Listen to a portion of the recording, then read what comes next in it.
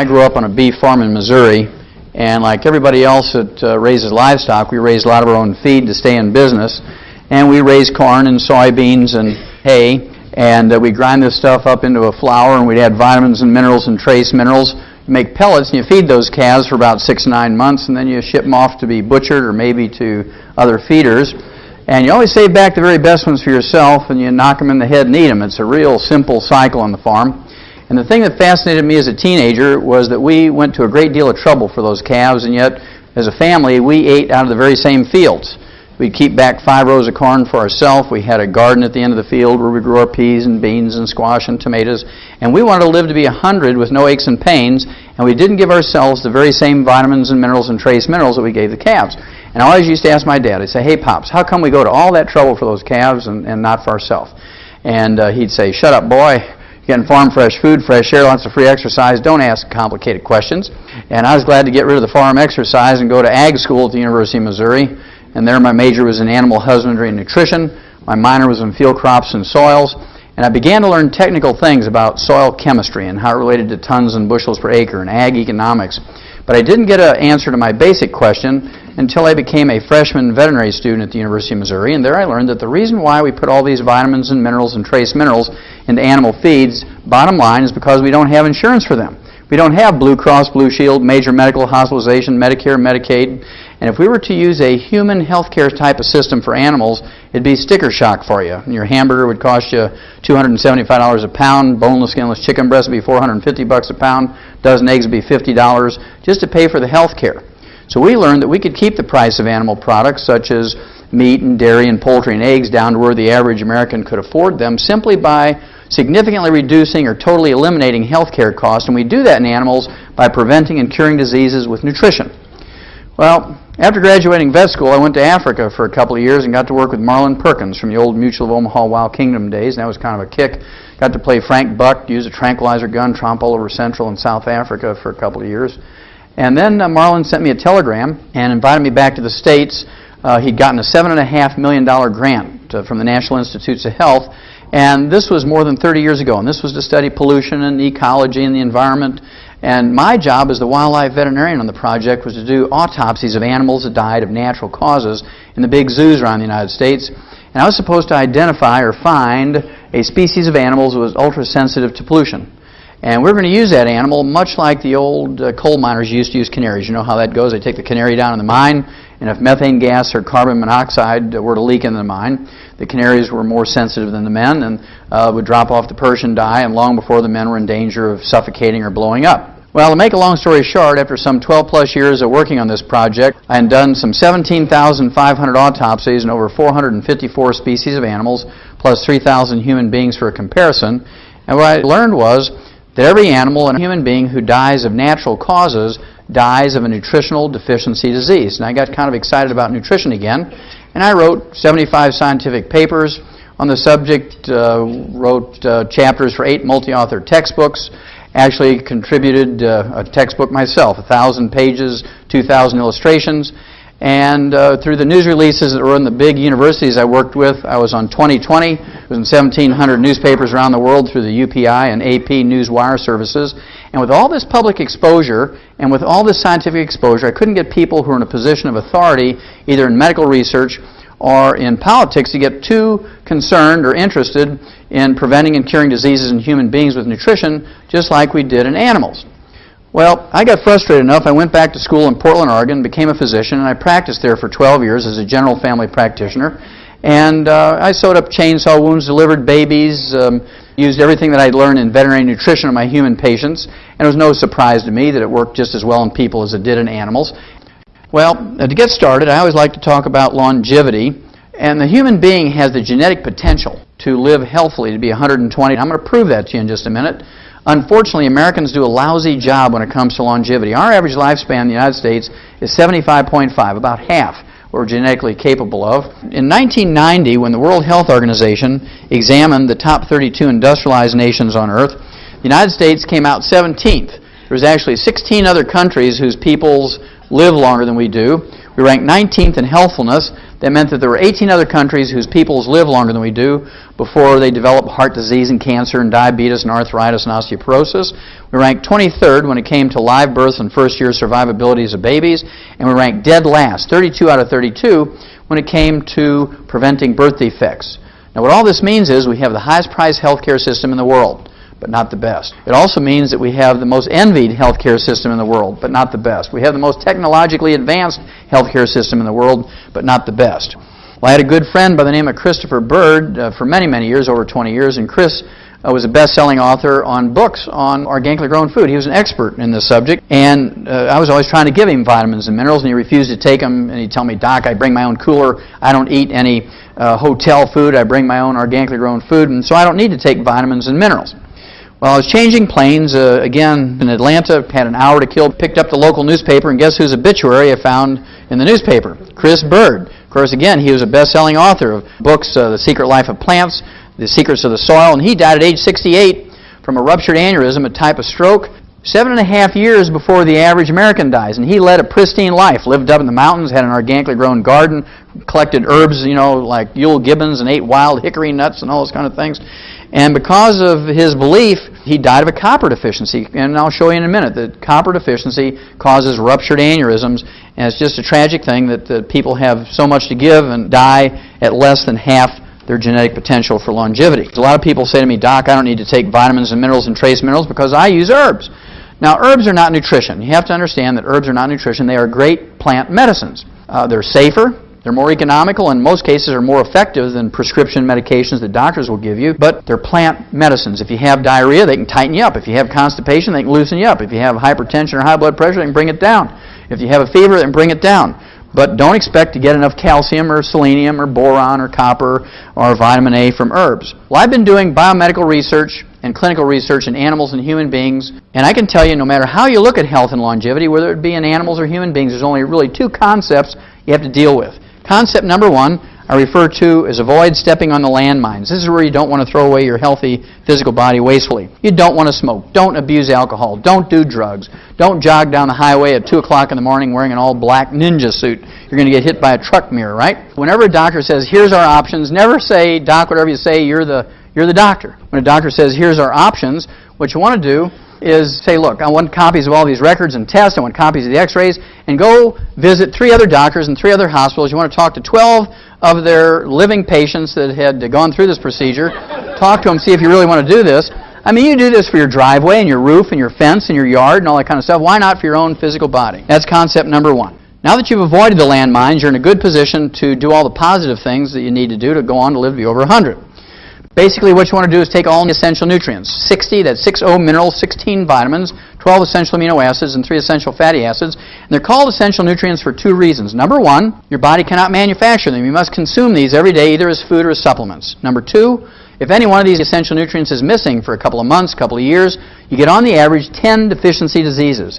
You have everything to gain, nothing to lose by supplementing properly. Well, the medical profession, of course, has this malignant dumb belief that you can get everything you need from your 4 food groups. My favorite article of all time in the press was April 6, 1992, Time magazine, cover article, The Real Power of Vitamins. New research shows it may help fight cancer, heart disease, and the ravages of aging. 6 positive pages. If you haven't read it, I'd urge you to go to a public library, school library, dig it out and read it. There was only one negative sentence, and as you might guess, it was offered by a medical doctor who was actually contacted by the writer of the article, said, what do you think about vitamins and minerals and trace minerals as supplements for human nutrition? Here's what he said, quote, popping vitamins doesn't do you any good, sniffs Dr. Victor Herbert, a professor of medicine at New York City's Mount Sinai Medical School. We get all the vitamins we need in our diets, and taking supplements just gives you expensive urine, unquote.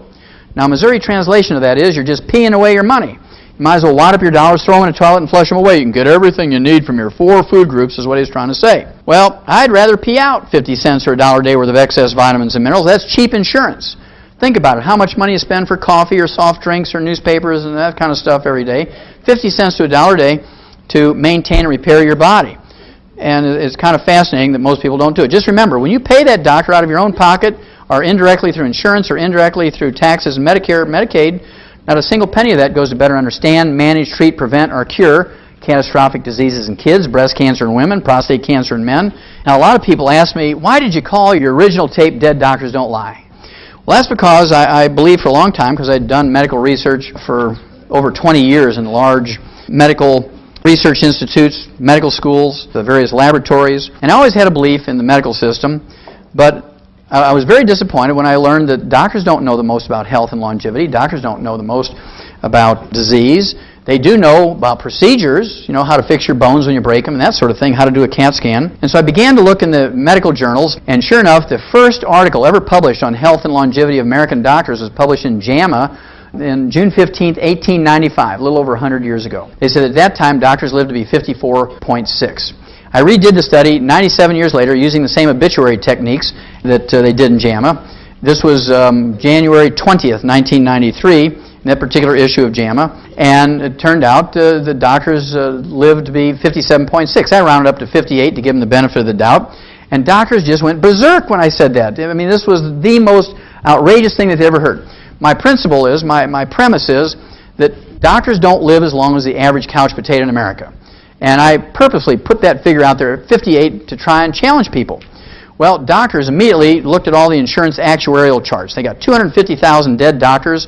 They said, your group's too small. So they looked at 250,000 dead doctors and they say, doctors don't live to be 58, they died at 62. They still don't live to be 75.5 like the average couch potato. We actually reran this again using the entire obituary history for 1996. And for the entire 1996, of all the doctors dying in 1996, with all the medical treatments and drugs and procedures and everything and transplants, doctors in that study lived to be 70. Still 5.5 years short of the average couch potato in America. So they still have never proven that doctors live as long as everybody else, and that's why dead doctors don't lie. Now, if you do everything right, how old can you live to be? Is it worth all the effort? I believe it is. Here's one. Christian Mortensen from San Rafael, California in August of 1995 turned 113. August of 1996, he turned 114. He's still going strong. Certainly can live to be 115. Smokes a couple of cigars a day like George Burns, who also lived to be over 100.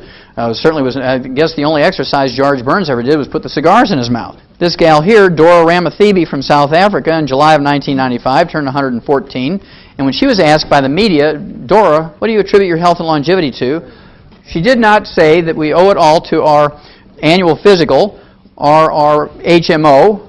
She said, I ate locusts every day. Little grasshoppers. She's not a vegetarian. She's little animals. Pumpkin seeds, tortoise meat, wild herbs, dried fruit, and starts each day with a cup of coffee.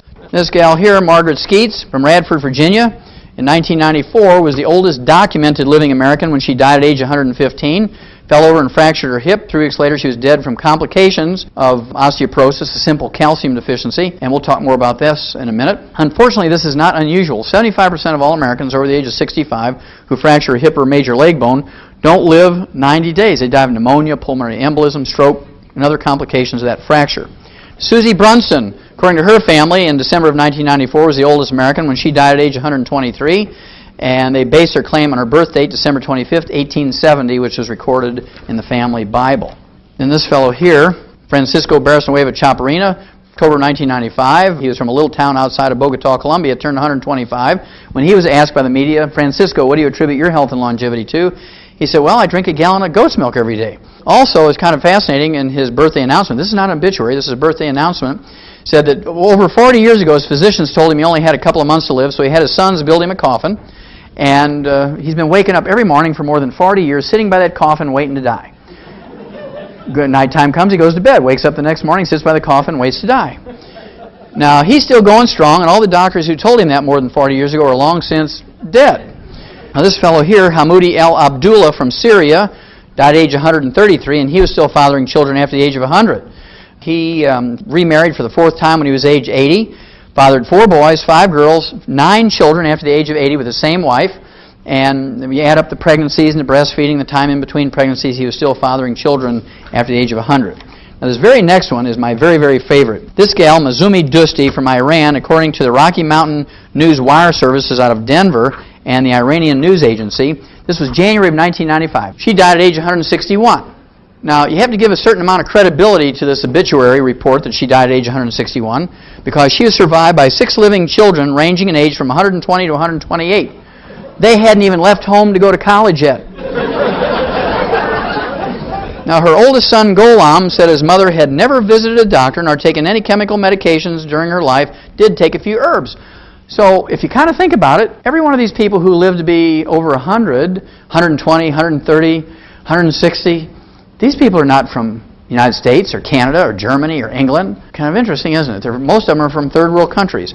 They're furthest away from medical help, and they live to be old. So that we're beginning to collect information here. The last one we want to look at, the National Geographic Society, a very respected group of people, scientists and so forth, and support groups for science, comes out with a monthly magazine, the National Geographic magazine, of course. And they, in January of 1973, came out with a nifty special issue on longevity. They looked at cultures whose people live to be 120, and they documented the oldest living human being that they could find based on their criteria. This fellow, by the name of Sherali Mizmulov from Azerbaijan, a little country just south of Russian Georgia in western Russia today, they documented him as being 167 years old. Remember, this is the National Geographic Society, not the National Enquirer. 167 years of age, and they had a half-page picture of him actually harvesting tea leaves in a tea plantation, still working 8 hours a day, 6 days a week when he's 167. 5 months later, May of 1973, Sherali Mizmulov turns 168, goes out and hoes the garden for reporters to show how vigorous he is. Now, for at least 50, maybe 70 years, medical doctors in America have been poo-pooing the idea that you could live well beyond 100. You know, people who lived 115, 120, they were 1 in 6 billion. It wasn't something that everybody could look forward to. And anybody who tried to teach people how to live to be 110, 120, 140 were considered charlatans and quacks and taking advantage of older people. I was glad to see this come out. This was a news article in the USA Today newspaper in October of 2000. And it was based on an article in the journal Science, a very respectable journal. And what they said was, forget 100, try living past 120. Humans possess a maximum life expectancy longer than 120 years, which had been the long theorized medical limit. In fact, lifespans appear to be increasing over time with no end in sight. Now, the key part of this is, now that there's no doubt about it, everybody agrees that human beings, including Americans, have the genetic capacity to live well beyond 120. Doctors want to take credit for it. The things that have actually increased our longevity from 45 average lifespan in 1895 to 75.5 today, which is an increase of about 30 and a half years, are sewers and good clean water. Public health things. We don't have cholera and leptospirosis and tuberculosis in our food supply and our water supply anymore. We have meat inspection, we have public waterworks and things, we have sewers. These are the things that have extended our lifespan. Then there's this salt thing. You know, whether you believe it or not, this medical dogma has really caused a lot of problems in America. How many of you have ever heard that using a salt shaker is bad? You're going to get hypertension, right? You're going to get heart disease and stroke. What's the first thing a good farmer puts out for his livestock? A salt block or a salt lick, isn't it? There's nobody out in the pasture telling a cow she's limited to 1 lick a day. I refuse to believe that my human patients are dumber than a cow. Say, look, go ahead and pick up a salt shaker and you're going to see that lightning won't strike you. You can go ahead and salt your food to taste, you can salt your body, nothing bad is going to happen. And 98% of my patients love it. They bring me hundreds of new patients every month who want to use salt and not feel guilty about it. And 2% of the bean counters, they say, now, Wallach, we love you and respect you. We have this high-priced cardiologist that says you're flying in the face of all the weight of medical evidence. You can't tell people that they can use a salt shaker because you're going to kill them with high blood pressure and heart disease and stroke. And I've been vindicated in this belief. This was actually a study that was published in the New York Times, May 22nd, 1996. And this study was abstracted from JAMA, the Journal of the American Medical Association, the most prestigious medical journal in the world, according to themselves. Now, in this particular journal, a Dr. Alexander Gordon Logan, who's an epidemiologist and cardiologist on the teaching staff of the medical school at the University of Toronto up in Canada, and he took 56 existing studies on hypertension or high blood pressure and restriction of salt, combined the data from these 56 studies, which included 3,505 people. He threw away all the conclusions and reevaluated the larger group. And what he found out was this. If you have normal blood pressure and you restrict salt, it will not prevent you from getting heart disease or high blood pressure. If you have hypertension or high blood pressure and you restrict salt, 97% of those with high blood pressure or hypertension who restrict salt will not get any measurable benefit. 97% will not get any measurable benefit. 0. 2 to 5% get measurable benefit, but it's not significant. They're only able to reduce their blood pressure by 3.7 millimeters of mercury. So here's what Dr. Alexander Gordon Logan said in JAMA, May 22nd, 1996. He said, you might as well go ahead and salt your food to taste. It's a meaningless exercise. Don't get paranoid about salt. It has nothing to do with blood pressure problems. There has never been one single iota of proof that restricting salt has any benefit. It's just one of those medical myths, he called it, but I'm going to call it a medical caca. Now, if it's not salt, what causes high blood pressure? Well, it's not salt, first of all, because salt is an essential nutrient. It has a combination of sodium and chloride, both of which you need. And according to the American Heart Association, the minimum daily requirement for a 150-pound person for salt each day is a heaping teaspoon, 6 to 9 grams of salt a day. Now, the Japanese who live longer than we do, the Japanese who live 4.1 years longer than we do and have half the cancer rate, they eat 12 grams of salt a day. They eat 3 times the salt we do. And they live 4 years longer, have half the cardiovascular disease rate, and half the cancer rate we do, and yet they eat 3 times as much salt as we do. So you're beginning to put the puzzle together that doctors really don't know what they're talking about. That's why dead doctors don't lie. Well, if it's not the salt, and if it's not genetic, what is it? Well, it's actually just a simple mineral deficiency. Raise your hand. You ever heard that cholesterol's bad? And you got to get it low in your blood. You got to have a low cholesterol diet. Otherwise, you're going to get heart disease, right? Doctors would like to blame all cardiovascular disease on cholesterol. We've known for 75 years in the animal industry that cholesterol is not a boogeyman. There's not a single disease that's caused by elevated blood cholesterol or triglycerides. You can find me one. I'll give you $1 million in small bills in any offshore account you want. There's not a single disease that's caused by elevated blood cholesterol or triglycerides. Elevated blood cholesterol and triglycerides are really just a warning signal, much like a fever. Fevers don't cause infections, but when you have an infection with a bacteria, a virus, a fungus, maybe a parasite, you can get a fever. You can have a broken leg and get a fever. You can have cancer and get a fever. You can have liver disease and get a fever. Babies get a fever when they teethe. And so you have to kind of sort it out. When somebody comes into a doctor's office with a fever, you have to say, well, okay, here's my whole list called a differential diagnosis, all the things that cause fever. If they're 80 years old, you can quickly rule out teething, right? But the rest of them, you may have to do some lab tests for them. At any rate, the same thing is true for elevated blood cholesterol and triglycerides. When you have elevated blood cholesterol and triglycerides, it might mean that you have hypothyroidism or low-functioning thyroid gland. You could have diabetes. You could have deficiencies of niacin, chromium, vanadium, the essential fatty acids. You could have liver disease. All kinds of reasons why you might have elevated blood cholesterol and triglycerides, but they in themselves don't cause any problems. Now, the Eskimos above the Arctic Circle have a traditional diet that's 98% red meat and blubber. They eat whale meat, whale blubber, walrus meat, walrus blubber, seal meat, seal blubber, bear meat, bear fat. There's not a single Eskimo above the Arctic Circle that has a Mr. Juice Man juice or eats organically grown broccoli. Their average cholesterol ranges from 250 to 350, and yet they're legendary for not getting cardiovascular disease until they come down to the lower 48 and eat like us. Then when they get the cardiovascular disease, they go back home to die up above the Arctic Circle. They start eating whale blubber again, and it goes away. Well, learning all that, I felt very confident in telling my patients, look, we're going to do something different. My goal as a physician is to have my patients die at an average age of 100. I don't want my patients dying at 75.5. I want to give them another 25 years. I want the average lifespan for my patients to be 100. And we're going to do something different. If you want to do everything that all the other doctors and patients are doing, I want you to go to them because I don't want you to lower my average, right? We're going to do something different. It's just real simple. My favorite disease is arthritis. I love arthritis. Now, the reason why I love arthritis is it's easy to fix. And when you can fix something as horrible and as debilitating, as painful and as expensive and as miserable as arthritis, you get kind of excited about this concept of preventing and curing diseases with nutrition. And so I tell people about this arthritis thing all the time. So let's have a quick look at arthritis. Number one, 75 to 80% of all Americans over the age of 50 get arthritis to one degree or of one type or another. And according to the CDC, the Center for Disease Control, 35 to 50 million baby boomers are going to get arthritis in the next 7 to 10 years, and there's not a single medical treatment designed to prevent or fix it. Aspirin certainly doesn't fix arthritis, causes gastric bleeding and death. Tylenol doesn't fix arthritis, causes 50,000 cases of kidney failure each year, 5,000 which are so severe you need a kidney transplant. Then there's ibuprofen, Advil, and Aleve. These things don't fix arthritis, and they cause liver disease in 2 to 5% of the users, including liver cirrhosis, even if you don't drink.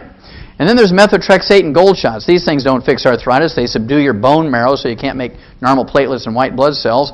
And then you have the granddaddies of all the medical treatments for arthritis, prednisone and cortisone. They don't fix arthritis. They subdue your immune system, which leaves you open to diseases far, far more horrible than arthritis. And prednisone and cortisone accelerate the loss of minerals from your bones, something you don't want when you have osteoporosis and arthritis. Now, when these prescription medications and over-the-counter medications don't work anymore to relieve pain and inflammation, the only thing left for you medically is joint replacement surgery. And I never like to send my patients in for the joint replacement surgery because they never work out well. In fact, many times you're worse off after the surgery than you were before the surgery. The advantage my patients have always had is that I'm a veterinarian as well as a physician. And so I always used to tell my patients, look, we have all these nutritional formulas designed to prevent and cure diseases in animals, including arthritis, and so I tried adapting nutritional arthritis formulas designed to prevent and cure arthritis in pigeons and turkeys, dogs, cats, sheep, pigs, horses, cows, lions, tigers, and bears to human use. And it was no surprise to me. It works just as well in humans as it does in animals because it was designed to prevent and cure arthritis in pigs. And I've literally seen tens of thousands of people who've had a regrowth of cartilage, ligaments, tendons, connective tissue, bone foundation, bone matrix. Doesn't matter if they're 20, 30, 40, 50, 60, 70, 80, 90. I've seen people 97 years old regrow cartilage and bone even if they had bone-to-bone arthritis. If there's blood supply to that joint and that bone, they will regrow bone and cartilage. Well, of course, Harvard Medical School goes berserk when you say stuff like that. Wallach, you can't say those things.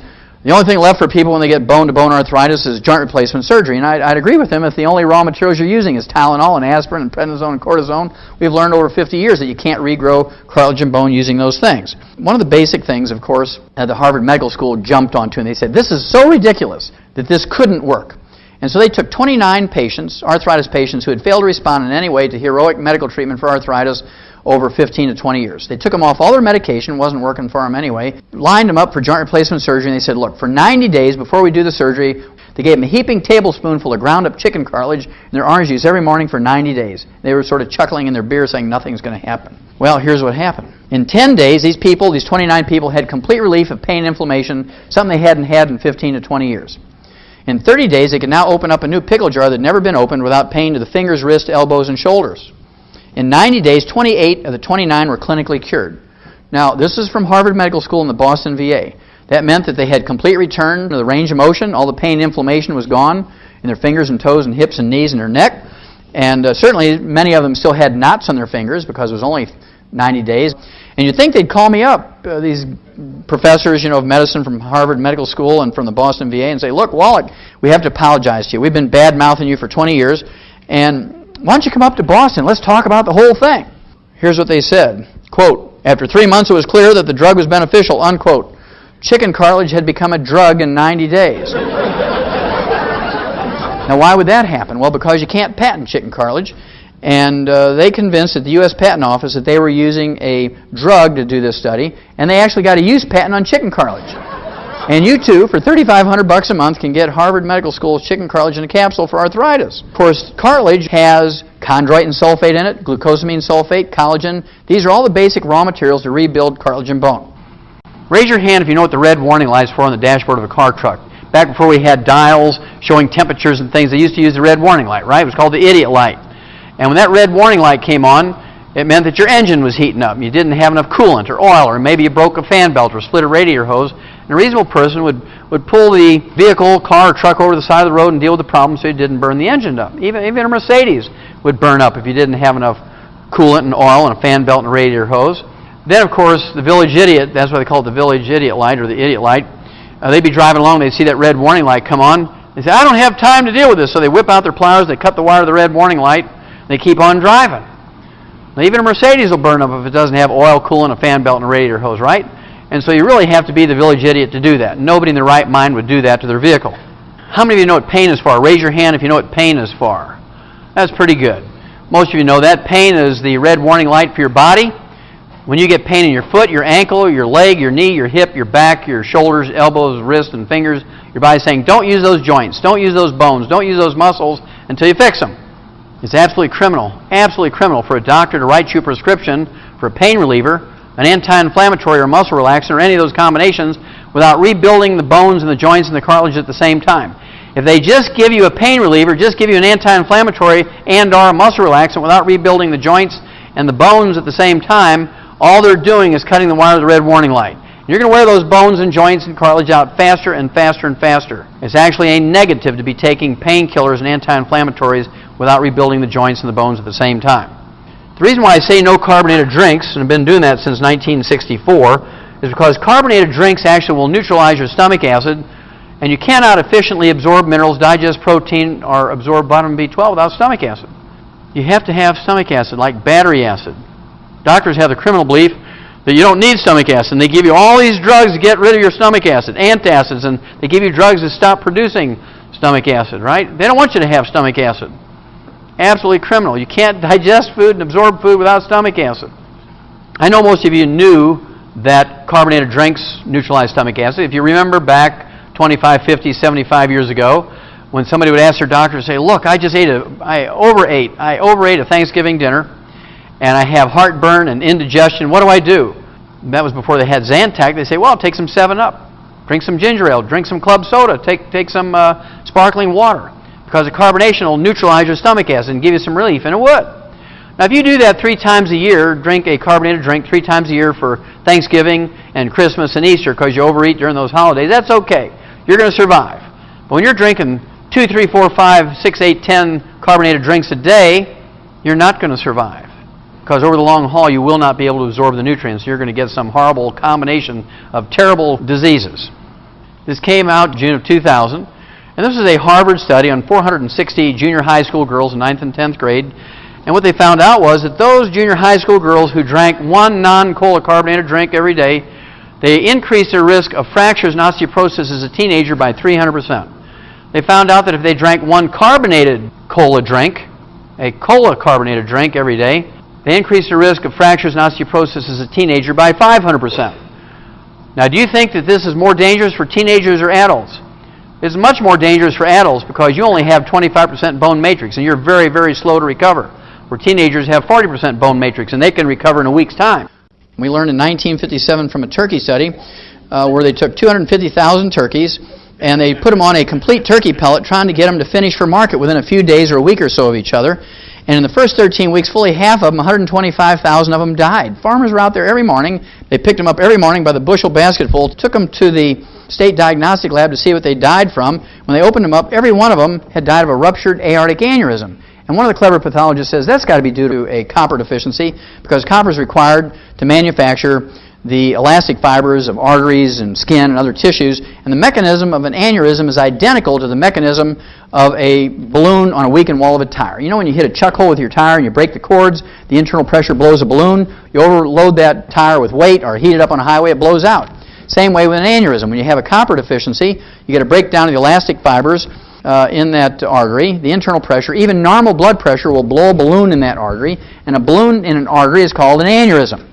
And of course, if it's in a strategic place like the brain, the carotid artery, the coronary arteries, the large arteries, the aorta, pulmonary artery, renal arteries, they blow out, you die suddenly, just like you've been shot. Well, they got excited about this. They doubled the amount of copper in these pellets. The next year they tried to raise 500,000 turkeys, and they did not lose a single one from a ruptured aneurysm. They went from a 50% loss to a 0% loss just by adding a little bit of copper to those pellets. So they said, well, maybe this same thing is true for humans. And in 1958, they started looking at copper deficiency in various species of animals and humans, and here's what they found out. The very first symptom of copper deficiency is white, gray, and silver hair. Copper is required as a cofactor to manufacture hair pigment. Doesn't matter if it's blonde, red, brown, or black hair. And I see a lot of copper deficiency in this room. I can almost tell you which people, men and women who have colored their hair, get pretty good at that, as being a physician. And you don't want to be like a medical doctor and just treat the symptoms. If you're just coloring your hair, you're treating the symptoms. You need to do the basic thing of take some colloidal copper. And if you don't, what's going to happen is you get a breakdown of the elastic fibers in your skin, and you start getting crow's feet around the corners of your eyes and your mouth. Parts of your anatomy begin to sag, and you know you're in trouble when your doctor tells you, look, I've got a golf buddy down the hall who's a plastic surgeon for $10,000 who'll make you look 20 years younger. But you don't need a facelift, a booby lift, a tummy tuck, or a derriere lift. All you need is some copper, and everything will come back up just like you have a hydraulic jack under it. It'll just come right back up. Those elastic fibers tighten right up. People say, Francine, did you get a facelift? You look great. You look like you're 20 years younger. Now, if you don't take some action at that point, the next thing that happens is you get a breakdown of the elastic fibers in the large veins of your legs, and you get varicose veins. If you don't take action at that point, you get a breakdown of the elastic fibers in the large veins of your exhaust pipe, and you get hemorrhoids. So if you have hemorrhoids, varicose veins, things that sag, wrinkles, white, gray, or silver hair, the odds are you have aneurysms developing in you somewhere. And you don't want to, of course, die suddenly of a ruptured aneurysm when your body's been warning you for 10, 20, 30 years. Just remember, people don't die suddenly of an aneurysm. It may be you drop and die. Think about old Albert Einstein. He died of a ruptured aortic aneurysm at 68 years of age. What color was his hair? He was famous for wild white hair, wasn't he? Now, you'd like to think that people who win the Nobel Prize in medicine would at least live to be 75.5, but they live to be 58 just like other doctors. And, of course, that's because they are trained and they believe and they practice. You can get everything you need from your 4 food groups. Doesn't matter if they win the Nobel Prize or not. This guy here, Dr. George Kohler, was the youngest person ever to win the Nobel Prize in medicine in history. 37 years old, wins the Nobel Prize in medicine, and he won the Nobel Prize in medicine for studying monoclonal antibodies, which are antibodies trained to attack cancer cells. And if they ever get this really working, it'll be great because they won't have to use chemotherapy anymore, which kills more people than it saves. 11 years after winning the Nobel Prize in medicine, Dr. George Kohler, now 48, drops dead of a cardiomyopathy heart attack because he believed you can get everything you need from your 4 food groups. Didn't take any selenium, died of a cardiomyopathy heart attack. Now, I have to tell you why athletes are early warning system. Couch potatoes, by definition, are people who go to extraordinary efforts not to sweat. Right? They make every human effort not to sweat. They're changing the TV channels. Honey, bring in the popcorn. I'm changing the channels. Son, bring me the TV guide. I'm changing the channels. By contrast, athletes have the attitude, no pain, no gain. And they're out there sweating and working away, power training, strength training, running, and they sweat. Athletes, no matter age, they sweat more in 5 years than couch potatoes do in 70 years. And when you sweat, you don't just sweat out potassium and Gatorade, you sweat out all 60 essential minerals. If you sweat out all of your selenium and don't replace it by supplementation, you're at higher risk of getting a cardiomyopathy heart attack. You sweat out all of your copper and don't replace it by supplementation, you're at high risk of developing an aneurysm and dying suddenly of a ruptured aneurysm. You sweat out all of your chromium and vanadium and don't replace it by supplementation, you're at high risk of getting diabetes. And if you sweat out all of your calcium and magnesium and boron and zinc and sulfur and other minerals that are required for cartilage, ligaments, tendons, connective tissue, bone, you're going to get a joint and bone injury. What is the biggest single cause of an athlete's career being ended early?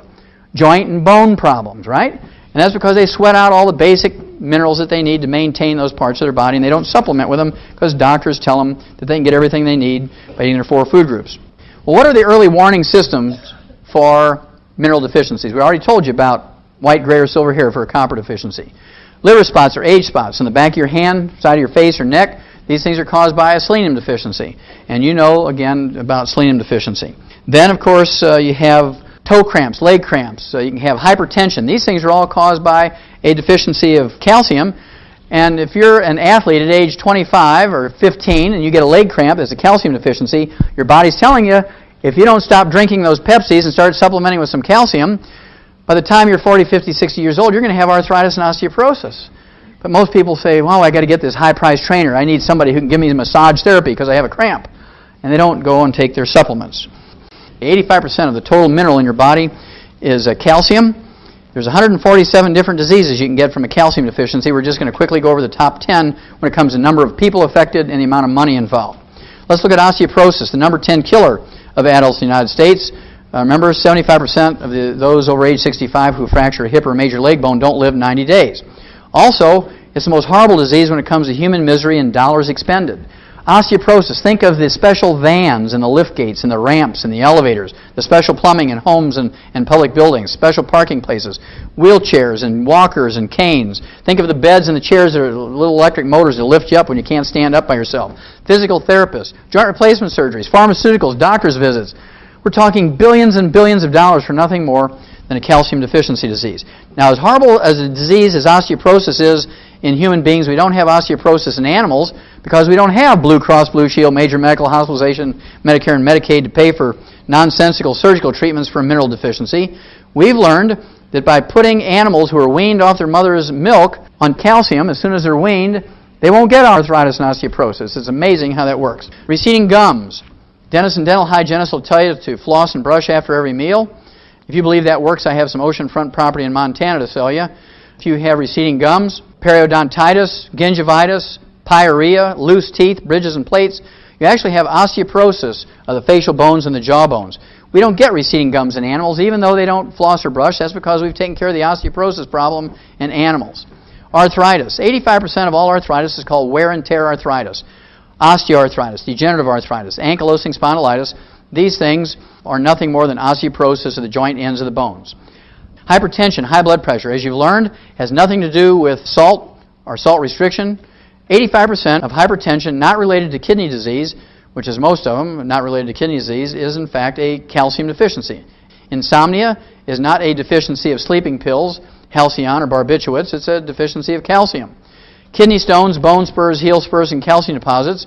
Again, the medical profession has a malignant, dumb belief that these things are due to too much calcium in your diet. Tell you to give up calcium, when in fact you only get kidney stones, bone spurs, heel spurs, and calcium deposits when you have raging osteoporosis. You actually need more calcium, more magnesium, not less. Cramps and twitches. Raise your hand. How many of you have ever had a toe cramp, foot cramp, leg cramp in your life?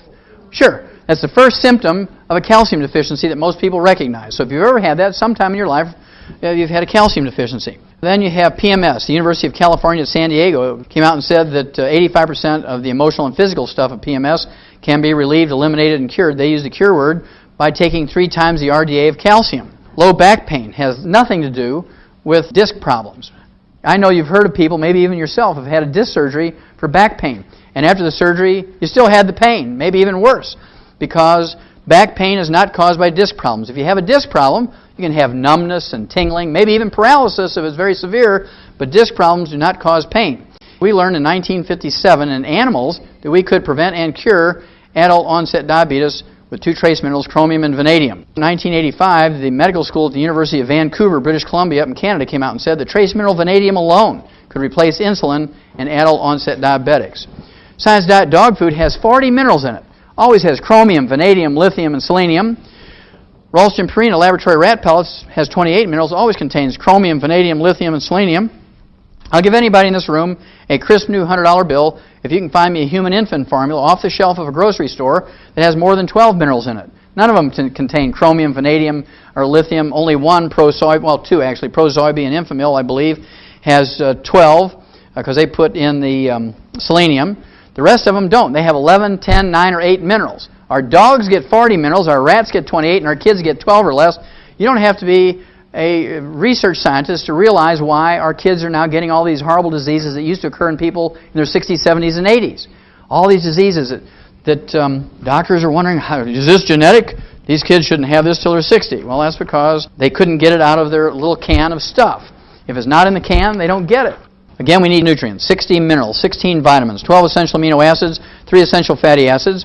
And fortunately, over the thousands of years that human beings have been around, we haven't had to think much about this because our food plants, our grains, vegetables, fruits, and nuts take carbon dioxide out of the air and manufacture long carbon chains, many of which are vitamins, amino acids, and fatty acids. And this is where this medical caca came from, that you can get everything you need from your 4 food groups. Because they say, well, plants, grains, fruits, vegetables, and nuts can manufacture vitamins, amino acids, and fatty acids. But we've tried this experiment for 200 years. Americans have eaten better than anybody else in the world. We've had the best quality food in the world over anybody else. And yet, we only live to be 75.5. We don't set any health or longevity records. So if you want to live to be over 100, can't get it from eating your 4 food groups. You can live to be 75.5. You may live 10 years older, 10 years younger, but on the average, 75.5. So if you want to live to be over 100, you do have to supplement with vitamins, amino acids, and fatty acids. There's 3 types of minerals that you have to concern yourself with. First of all, there's metallic minerals. These are things like oyster shell, eggshell, limestone, coral calcium, seabed minerals, clays of various types. Tums is a popular one with doctors. Lactates, gluconates, citrates, oxides, sulfates, carbonates.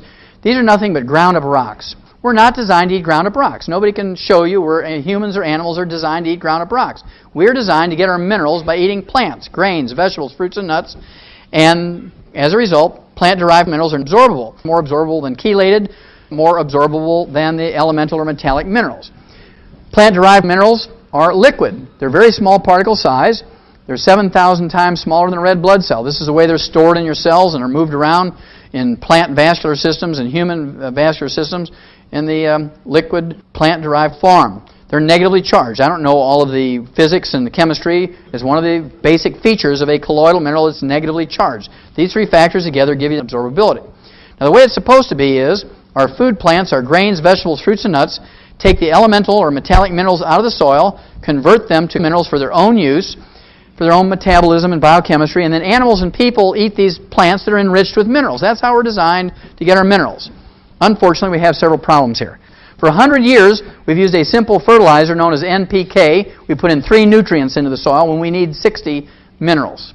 We put those 3 nutrients in the soil for maximum yields per ton and bushel per acre. Then, of course, we have to understand that plants cannot manufacture minerals. If they're not in the soil, they're not in the plants. Plants only have minerals in them if they're in the soil. Plants cannot manufacture minerals. Over 90 years at least, we've been deficient in our soils in America, and as a result, our food is deficient, and as a result, the crops, the grains, fruits, vegetables, and nuts that are grown there are minerally deficient, and as a result, the animals and people who eat these minerally deficient crops get mineral deficiency diseases, and the only way to prevent and cure them is with mineral supplements.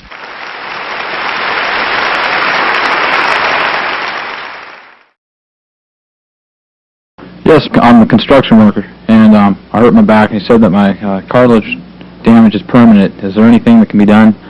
Well, first of all, how old are you? I'm 28 years old. And what do you normally take for fluid replacement when you're working out in construction? What do you drink during the day? Water, Gatorade. You don't drink any soft drinks? Yes, I do. Okay, because normally construction workers drink a couple of liters of Pepsi a day, right? Yeah, I can probably put down a liter per day. And did you take any vitamins or minerals when you were working in construction? Just recently started. When you were in construction prior to the back problems? No. Yeah, a lot of construction workers will tell me, well, Doc, if it ain't in the Pepsi, I don't get it, right? And so you're a perfect candidate for the pig arthritis formula, plus the EFA. You need all 90 essential nutrients, and give up the bad things. Give up the soft drinks and the iced tea and the lemonades, and give up the fried foods and the margarines. And I can just tell you, with your age, you can honestly expect to see some really recognizable results in a very, very short time, 60 to 90 days. And it doesn't matter what the doctor said. If you do the right things, get rid of the bad stuff, take all 90 essential nutrients, making sure you get that collagen and the glucosamine sulfate and the chondroitin sulfate, you will repair your vertebrae, you will repair the cartilage, and you will repair the disc. Dr. Wallach, it just seems like every week I pick up a newspaper and I see about our young athletes having problems with their bodies falling apart. What can we give our athletes and our children so that they can be healthy and have long lives that we want as well? That's a great question, because most people believe that exercise is good for you. And that was always a great question. You know, is exercise good for you? Is it necessary for health and longevity? And when you inspect this question, you have to look at professional athletes who spend most of their teenage years and going through university and the semi-pros and the pros training and practicing and doing their events. And if exercise was the factor in living a long, healthful life, athletes should live longer than couch potatoes. But when you look at this critically, couch potatoes in America live to be 75.5, and the average athlete, depending on the sport and their level of competence, live to be 62 to 68, far short of what a couch potato lives to be. And of course, athletes suffer from a great many joint diseases and bone injuries and tendons and ligaments, back, neck, shoulders, ankles, knees, and hips, and have to suffer through an enormous amount of surgeries to deal with this. And athletes develop some 800 different diseases. And what is it? Why is it that athletes don't fare as well as the couch potato? Well, it's simply because athletes sweat more in 5 years than couch potatoes do in 75 years. And when you sweat, you're not just sweating out Gatorade, you're sweating out all 60 essential minerals. And they're called essential minerals because if they're missing for any length of time, you get some horrible degenerative disease, many of which are life-threatening. So you don't have to be a rocket scientist to figure out who's more likely to be debilitated or even die of these life-threatening diseases. An athlete who sweats out quarts of sweat during an event or training or practice, or a couch potato who's laying on a couch in an air-conditioned den, switching the channels, yelling, "Honey, bring in the popcorn, I'm changing the channels." And this is very serious because the Center for Disease Control says that as many as 100,000 young athletes under the age of 30, 100,000 each year die suddenly during an event or training or exercise or immediately after an event from cardiomyopathy, heart disease, and ruptured aneurysm. And we know that cardiomyopathy, heart disease, is due to a selenium deficiency, and ruptured aneurysms is due to a copper deficiency. So you can begin to put two and two together. Why does a 10-year-old die of a ruptured aneurysm? Well, he sweat out all of his copper, and you can't get copper from curly French fries and Pepsis. It just doesn't work. Dr. Wallach, what about arthritis? Well, arthritis is my favorite disease because it's easy to fix. It's one of the great myths that the medical profession perpetuates, is that you can't build bone mass after the age of 50, 60, 70 years of age. You can only slow down the loss.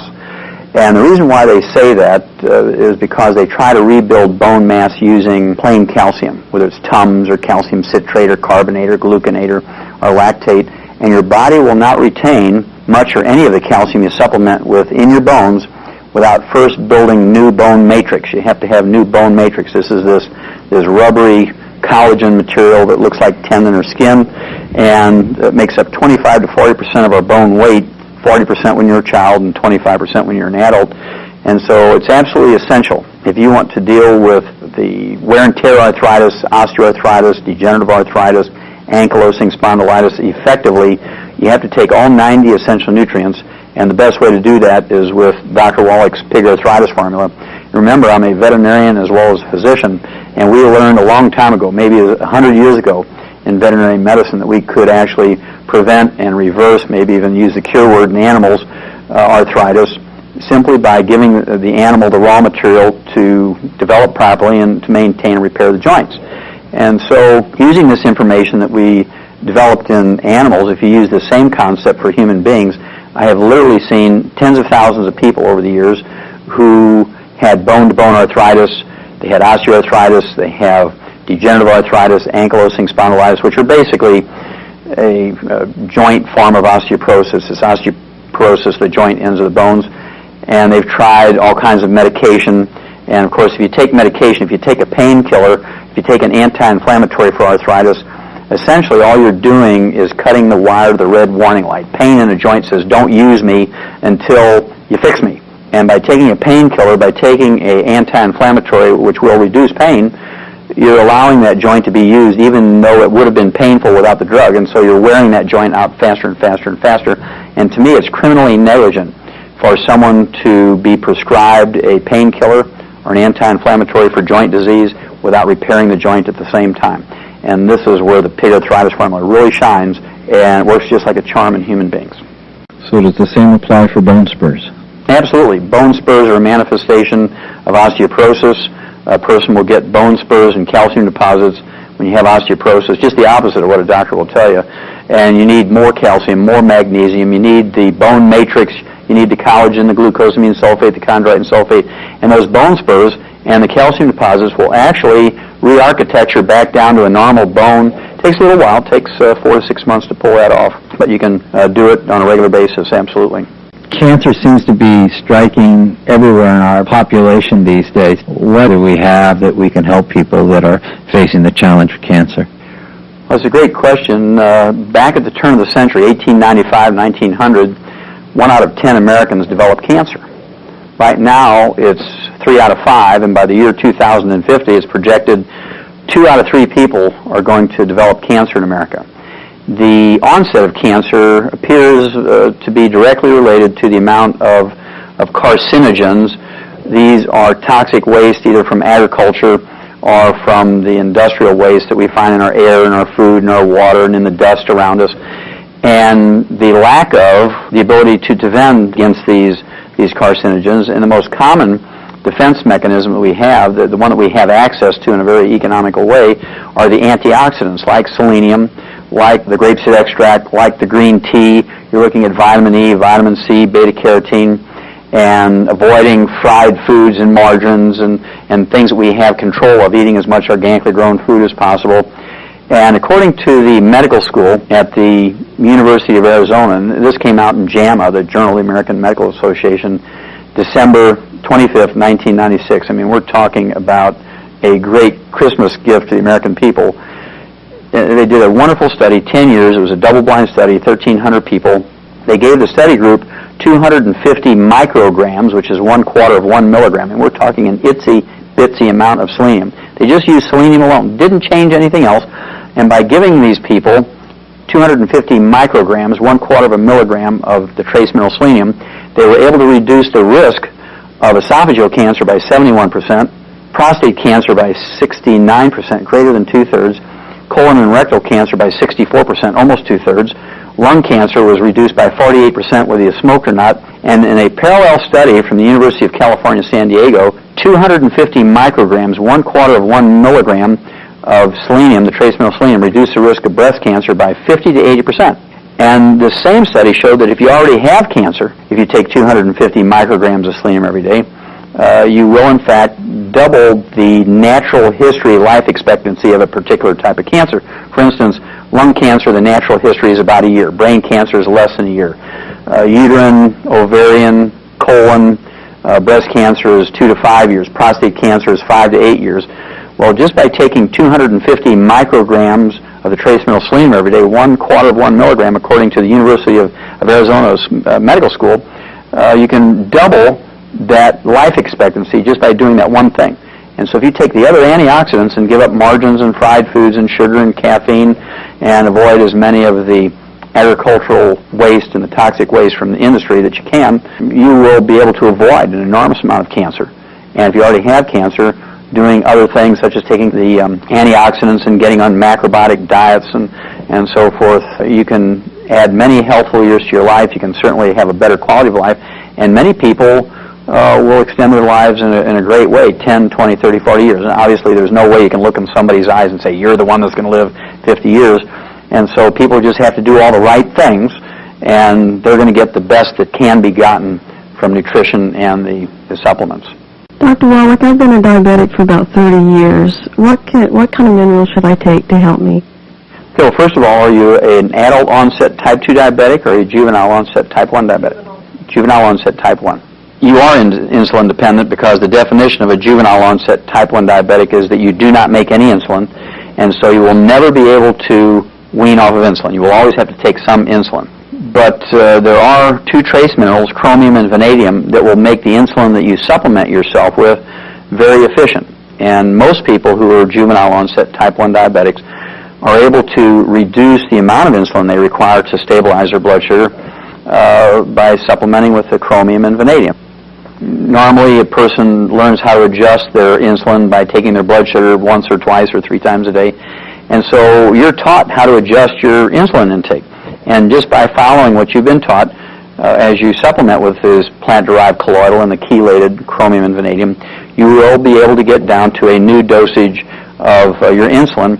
And the value of taking the whole pig arthritis formula is that there's nothing worse than paying attention to your blood sugar levels and your insulin intake and then dying of a ruptured aneurysm because you didn't supplement with copper, or developing cancer because you didn't supplement with selenium. So it's very important, even though you're a diabetic and that is your primary immediate concern, still over the long haul, being a health-conscious person just out of necessity, you're going to have to supplement with all 90 essential nutrients. And the odds are, even though you're a juvenile onset type 1 diabetic, you have every honest expectation of living to be 100 symptom-free if you do everything right. Yes, my question is on Alzheimer's. Why is it more prevalent today than it was 15, 20 years ago? Well, actually, Alzheimer's disease was a disease that did not exist 40 years ago. Alzheimer's disease, even by another name, could not be found in any medical dictionary or textbook or taught in any medical curriculum. It only became an entity in the medical literature in 1979, and today it's apparently the number 4 killer of adults in the United States over the age of 65, behind cardiovascular disease, cancer, diabetes, and then comes Alzheimer's disease. And it appears to me with no doubt that it's due to what I call a physician-caused disease, because doctors have encouraged people, in fact demanded that people give up saturated fat and cholesterol and move towards a cholesterol-restricted or even a cholesterol-free diet to get their blood cholesterol down below 200, and they have created no less than 25 of these cholesterol deficiency diseases, and to me Alzheimer's disease is one of the big ones. 75% of our brain weight is pure cholesterol. It's called myelin. It's this fatty stuff that insulates each nerve fiber of the brain and spinal cord. And we can only make about 10% of our daily need of cholesterol. The other 90% must come from the diet. And if a person is very, very good at giving up chicken skin and red meat and dairy and eggs like a doctor would have them do, after about 6 or 8 or 10 years, they're not going to be able to keep up with the maintenance and repair needs of the cholesterol for the myelin in the brain and spinal cord. And so you can just expect that the person is going to develop one or more of these 25 physician-caused diseases, including acquired seizure disorders and Alzheimer's disease. Now, the best way to avoid Alzheimer's disease is to eat a couple of eggs every morning for breakfast, not cooked in margarine or fried. You want to consume as much as 72 ounces of red meat every month. I know it sounds like a lot, but it's just a quarter pounder a day, and you want to supplement with all 90 essential nutrients. And when you get to the vitamin E level, you want to have at least 2,000 international units of vitamin E, and you want 500 micrograms of selenium. And if you do that, even if you already have Alzheimer's disease, you can expect to have a significant amount of return of memory. Great study done by the University of California, San Diego, and the Salk Institute that says by taking 2,000 international units of vitamin E alone, even if you have advanced Alzheimer's disease, you can get a significant amount of memory return. I remodel homes for families. You notice these little children bouncing off of walls, and what they get for breakfast and a snack after breakfast, and then lunch again, normally has sugar in it. Is there any correlation here with ADD? Absolutely. Back at the turn of the century, 1895 to 1900, Americans were eating a half a pound of sugar per person per year. Today it's 150 pounds of sugar per person per year, and somebody out there is eating 300 pounds because I don't eat any. And I can tell you that there's a direct correlation between the increase in ADD, ADHD, depression, manic depression, bipolar disease, and the increased consumption of sugar. And if you look at it, there's 5 million American children, school-age children, who are on Ritalin and Prozac and imipramine and other antidepressants in school. 5 million drugged American kids in preschool and elementary school, simply because these kids are sensitive to sugar, like many people are sensitive to alcohol. There's good alcoholics who just kind of go to sleep when they have a couple of drinks. There's the people who get boisterous and sing loud Irish songs when they take a couple of drinks. And there's some people who get violent and very angry and become dangerous to themselves and other people. Child abuse, spouse abuse, they abuse their neighbors. Road rage is another way of looking at this. Life-threatening situations. People actually will gain criminal behavior sometimes because alcohol acts like a drug in them. Same way with sugar. Some people, when they take in sugar, they have low blood sugar and they just get drowsy and fall asleep. Some people, when they take in sugar, they get hyperactive and boisterous and actually ADD, ADHD. And then there's some people, when they take in sugar, again, will have road rage. They're very, very aggressive and reactive and can be dangerous to themselves and their families and other people in the community. And to me, it's criminal for Coca-Cola machines and candy machines in school and then wonder why kids beat up on each other or shoot each other. Well, in addition to getting all the sugar out of their life from sugar-frosted flakes and Pepsis and Reese's peanut butter cups and candy and Pop-Tarts and syrup on their Eggos, they have to supplement with all 90 essential nutrients. Even little kids, from the moment they're born, to develop properly, this includes their emotions, and repair and maintain themselves, and especially lithium, chromium, and vanadium. And there's an enormous amount of research in human beings which show that lithium deficiency results in hyperactivity, ADD, ADHD, depression, manic depression, and criminal behavior. And so they have to do both. And you can avoid all this. It's amazing. Just within days, they will be perfectly normal little kids. My next question is, my husband and I are thinking about starting a family, and we want to know the nutritional way to go. Okay, that's a great question. People always ask me, when do children need to start taking vitamins and minerals? And the answer is, when they're still an egg is when you want to start them. And so we've learned in the animal industry, and remember I'm a veterinarian as well as a physician, we've learned in the animal industry that we could prevent as much as 98% of all birth defects, even ones that are thought to be genetic in humans, simply by giving the females, especially the females, all known essential nutrients for that species 6 months prior to conception. Build up that female animal's body in stores of these essential nutrients so that the embryo implants in the uterine wall and develops in an environment that has optimal amounts, guaranteed optimal amounts of all the nutrients, and you will almost eliminate the possibility of a congenital birth defect related to a mineral or vitamin or amino acid or essential fatty acid deficiency.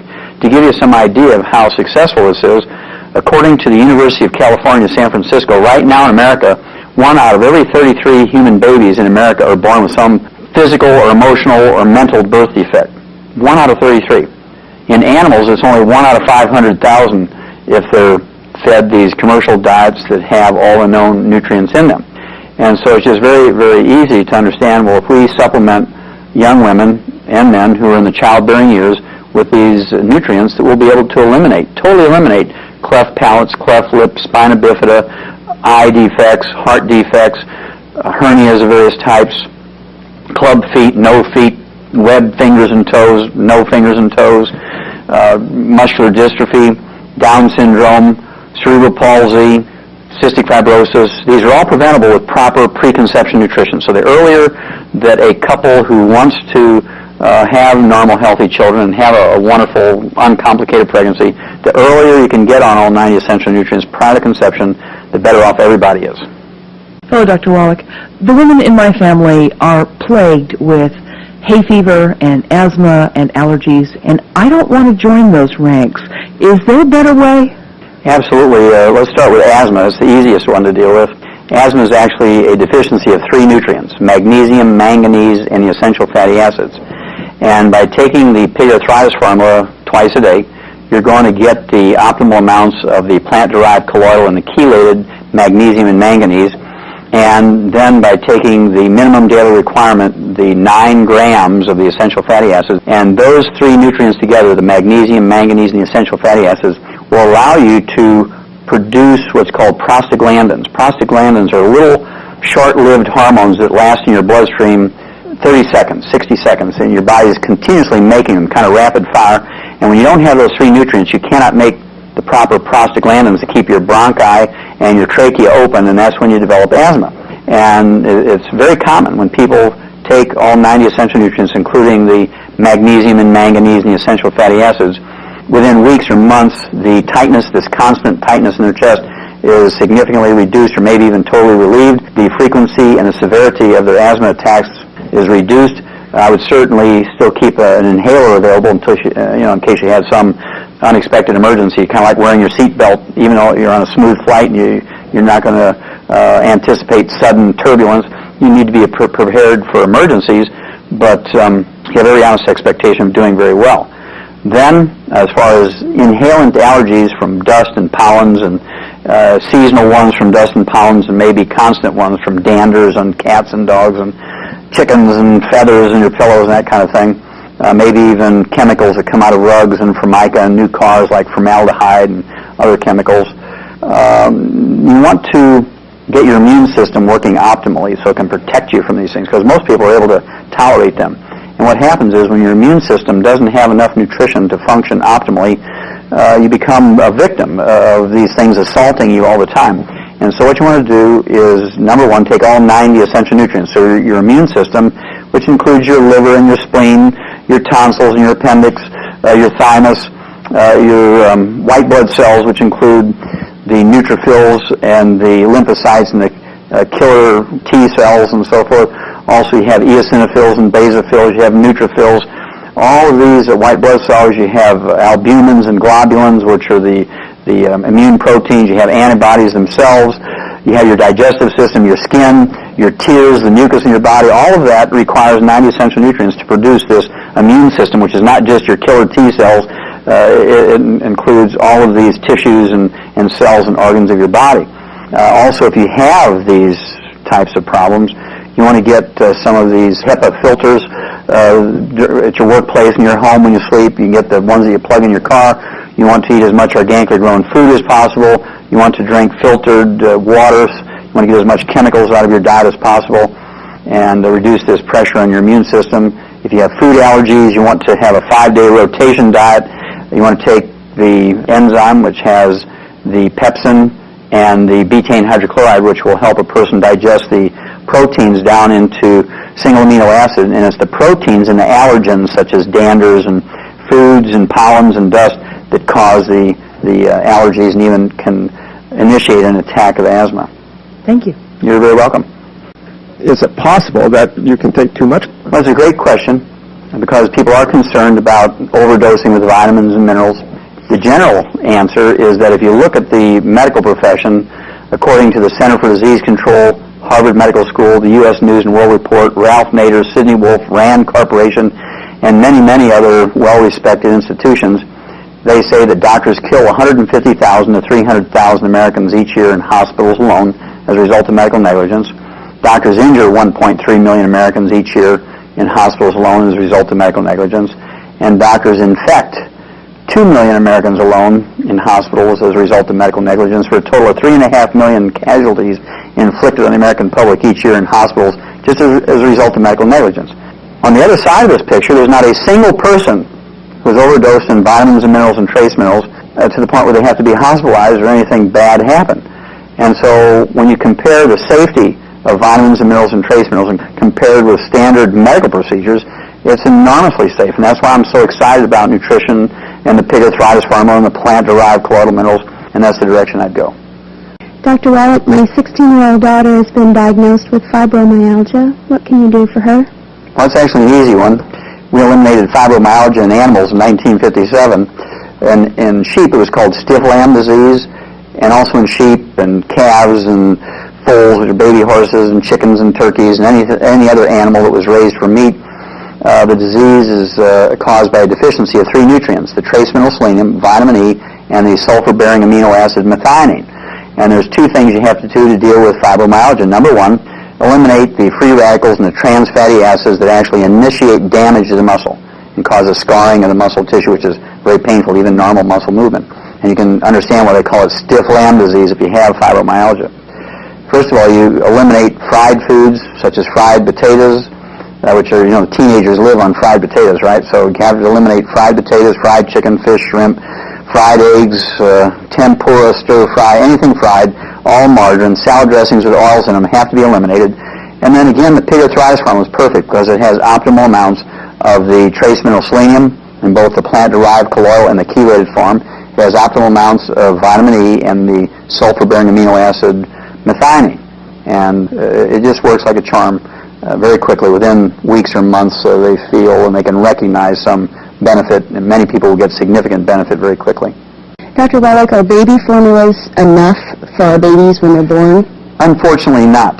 Our formulas that we give to dogs, whether it's kind of like Science-Stat dog food, or the puppy or kitten milk replacers for puppies and kittens you're going to raise by hand, have 40 minerals in them, including the minerals lithium, chromium, vanadium, and selenium.